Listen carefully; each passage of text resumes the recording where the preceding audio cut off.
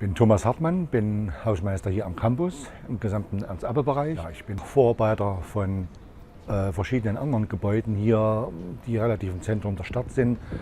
Das betrifft unter anderem auch die ganz historischen Gärten von meinem Kollegen Herrn Wiedemann, Rosensäle, der Jentau ist mit dabei, Karl-Günther-Straße Jena Ost, Steubenstraße in Nordhausen, Bachstraße, Ziegelmühlweg, also alles Gebäude, die recht weit verstreut sind. Deswegen kam die Idee mit dem Fahrrad eigentlich recht gut und haben uns auch sehr gefreut auf die Sache, dass es ein Fahrrad uns zur Verfügung gestellt wird, dass ich dann relativ schnell, weil viele Termine, viele Bauberatungen, auch Kontrollfahrten in anderen Häusern, Hilfe bei Arbeiten bei Kollegen oft an der Tagesordnung sind und ich dann mit dem Fahrrad schnell, wirklich schnell, unkompliziert dann vor Ort bin. Mein Name ist Robert Wiedemann, ich bin zuständiger Gärtner für die historischen Gärten der Universität. Ich nutze das Fahrrad für meine täglichen Rundgänge bzw. um betriebliche Wege zu erledigen.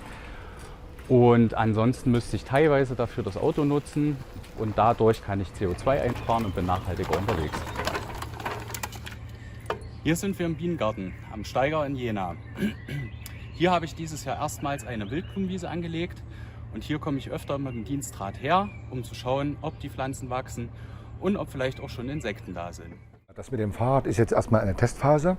Wir haben pro Vorarbeiterbereich ein Fahrrad. Man stimmt sich mit den Kollegen ab, wer wann wohin mal schnell mit dem Fahrrad fahren möchte, wer Termine hat, wer mal die außen gelegene Gebäude auch fahren muss und schnell dort sein muss, wird abgestimmt, wer das Fahrrad dann am schnellsten nimmt. Der trägt es in das Fahrtenbuch ein, um dann halt zu sehen, wie wird das Fahrrad genutzt, wie oft, wie weit fährt man mit dem Fahrrad, um dann nach Abschluss der Testphase zu sehen, wie ist das Fahrrad angenommen, was für Ersparnisse haben wir dadurch.